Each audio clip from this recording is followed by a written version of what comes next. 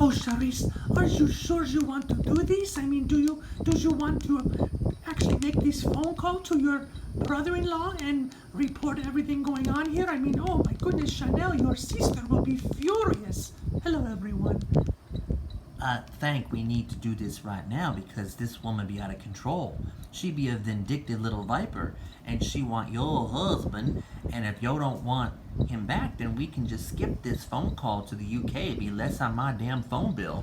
No, no, no, no. I know it might be the only way to get him back, but sometimes I have to wonder if we need to go to all these extremes for me to get my husband back. Is he really worth it? I mean, do I want him in the long run if he's going to try this again with someone else?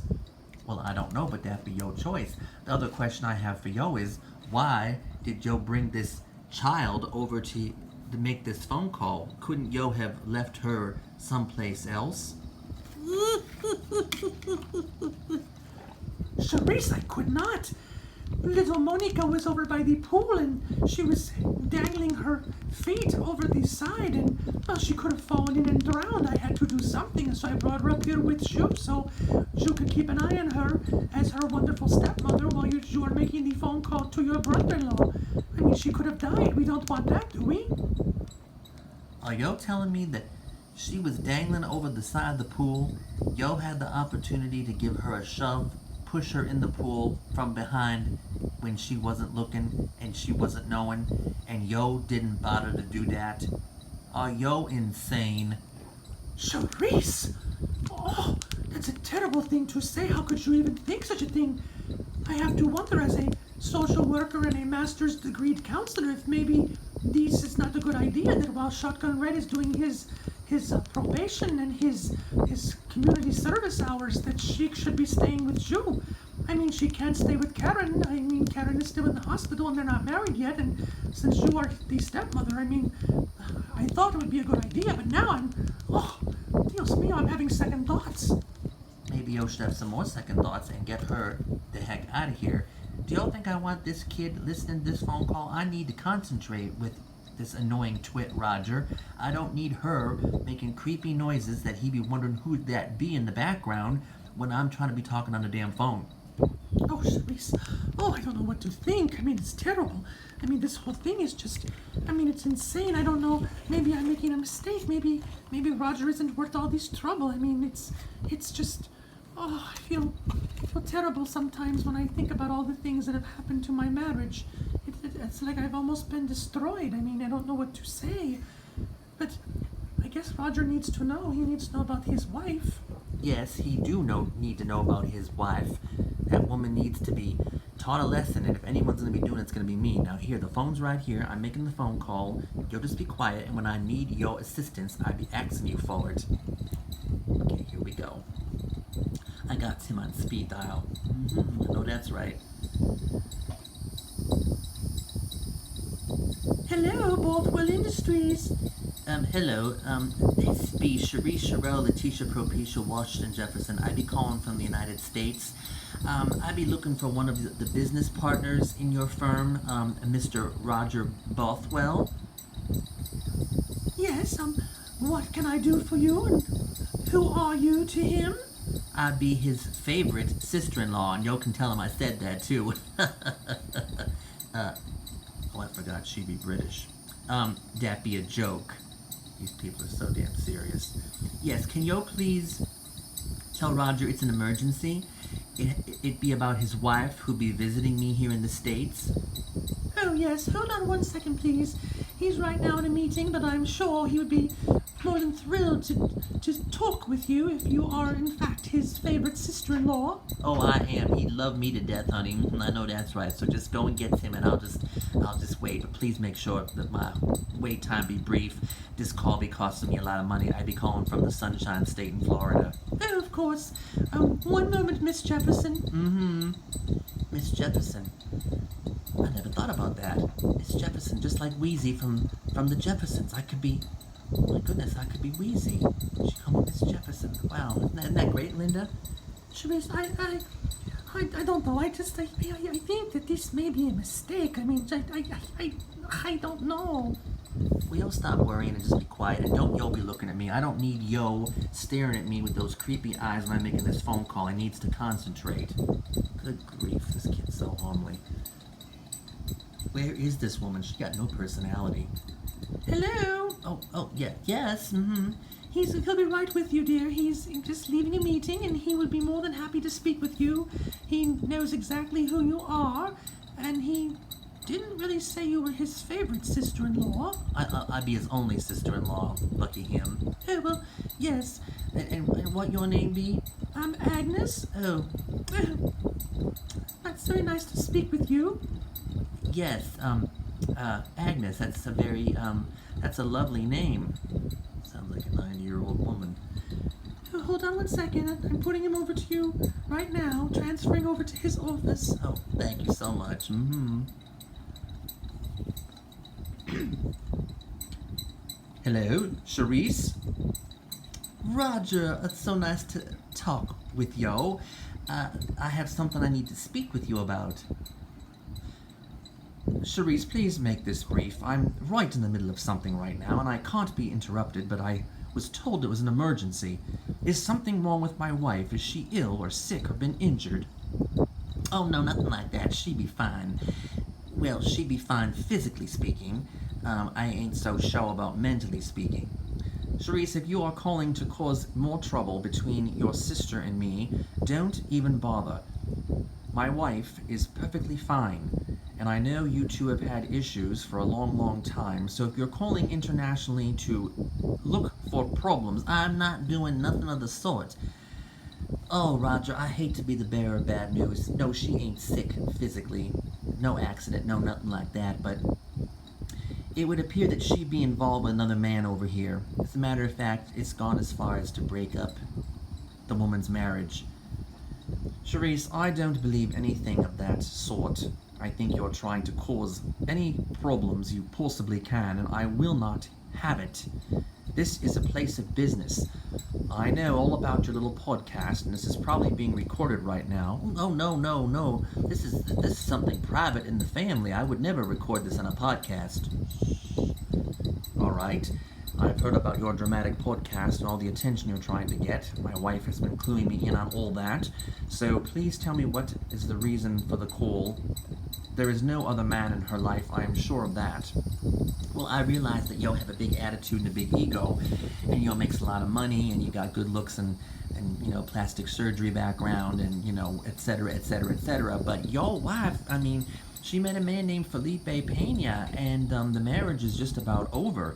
The wife be right here, right now, if y'all wants to speak to her, because she's very upset with the whole thing. Her husband moved out of the house and moved in with your wife to the Hilton by the airport here.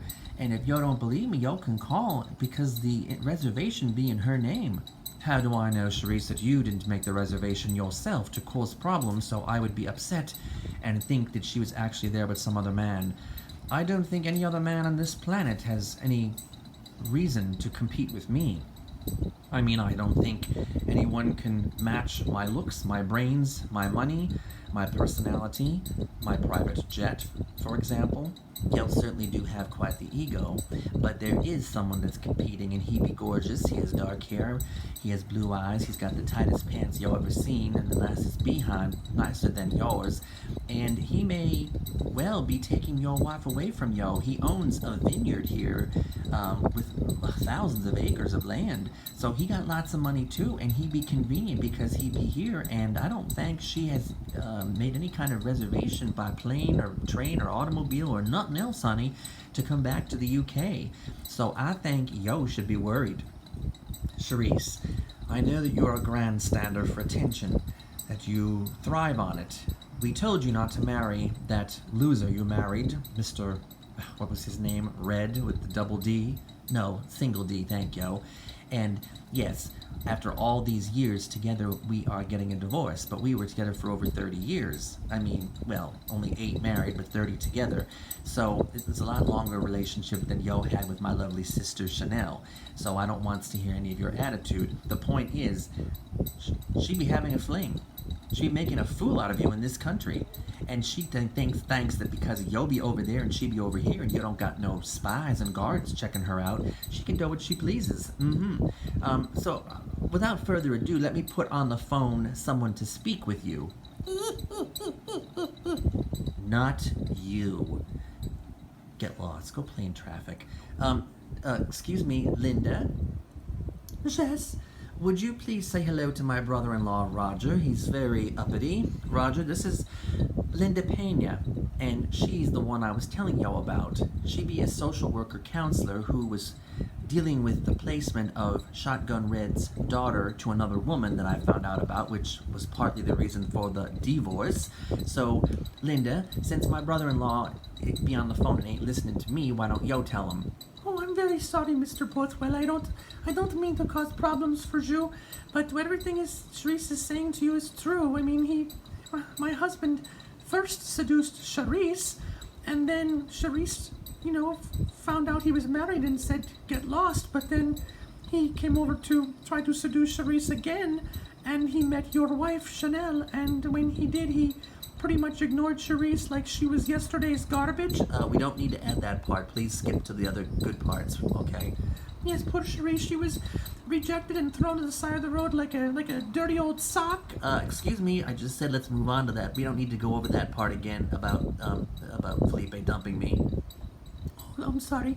Yes, and they had a passionate fling, and then all of a sudden Chanel was there, and boom, he had totally in love with her, and he, had started having an affair, and he stayed in town, and they got a hotel room, and they've been staying there together, and I threatened him that I would give him a divorce and take everything, because it was all mine before we got married, and oh, Charisse, he pushed her off the chair and knocked her book over, and oh, she was just treated like she was just nothing. I mean, like some common prostitute. Okay, again, let's not be discussing how he rejected me and dumped me for my sister. I'm so sick of this already. Just give Roger over the phone, please, the details without that part, okay? Oh, yes, I'm sorry. But anyway, yes, it's terrible. And I want you to know that she is not making this up. It's not for her podcast. It's not for ratings. It's not for grandstanding, as you put it. It is because he's just a terrible, terrible man, and I still love him, and I want him back, but I need your wife out of the picture, and you need to come here and do something about this, and that is why your sister-in-law is being so wonderful and generous to help me and to contact you on my behalf. Yes, I'm wonderful on her behalf and everybody else's. So, Roger, you heard the whole story. Now, what are you going to do? Charisse, dear, I don't know what to say. I can't believe for one moment that my wife would do this. I still believe that there's a misunderstanding and you just don't know the whole story. Oh, I know the whole story, honey, and I'm telling you the whole story right now. Would you please get lost? What is all that giggling? Are you trying to make a fool of me? No. Would you please just listen to what I'm trying to say? That ain't giggling on our part. That is that creepy kid that's giggling in the background. Would you please get lost? No, this ain't a laughing matter. Ugh, I don't know how I can get you to understand. Yo ain't listening. Yo needs to get over here and put a stop to this. This woman does not deserve this. Your wife thinks she be irresistible and she be thanking you. Yo be a fool. Go and look at the credit cards. She is charging all kinds of things, room service and meals and even buying him clothes because she, meaning Linda, threw him out without any money. She be paying for everything. Check the damn bills if yo don't believe me. God, I mean, how stupid is this man? I can still hear you, Charisse. Oh, yes, of course, I was talking to Linda, but I guess yo can hear me. So, if yo don't wants to come over here, that be your problem. But this conversation be over. She be making a fool out of yo, and yo heard it from a second person. Yo still don't want to believe. That be your issue. I know that's right. Conversation over. Get back to your wonderful meeting and all your phony friends. Goodbye. Oh, do you believe him? He seems very, very snooty. Snooty ain't the word. He thinks he's God's gift to the world. Did you hear what he said? No man's better looking than him, more handsome, no more wonderful, more competent, more blah blah blah blah blah. I ain't believing what I be hearing. If he got one look at your husband, maybe he would be a little bit more concerned. That'd be it. You know what? Give me a picture of him text me something, and I will text it over to Roger, and I bet yo any amount of money Mr. Bothwell will be on the next plane, meaning his private jet. He's so snooty. Here's within the next what, 10 hours? How long does it take to get here from UK? Oh, I don't know. There's a time change, so it's difficult to say. Well, he can be here within half a day, I would think. So just text me the picture. I will send it on my cell phone right there over to him, and then we will see him get his behind here real quick. I know that's right. And as for yo, if I'm on the damn telephone, I don't want any comments, giggling, or anything else from yo. He was thinking it was some kind of a joke because he heard this brat giggling and laughing with that creepy laugh. And yo, the one that brought her over here. Charisse, I didn't want her to drown. Well, you should have let her drown. Or else you'll take her yourself. You're the counselor. I don't want her here. I know that's right. So anyway, I guess all we can do now, my dear, is wait for Mr. Bothwell to be in touch with us. And yo damn well better believe he will be, because I know his ego. He ain't gonna be having this. I know that's right.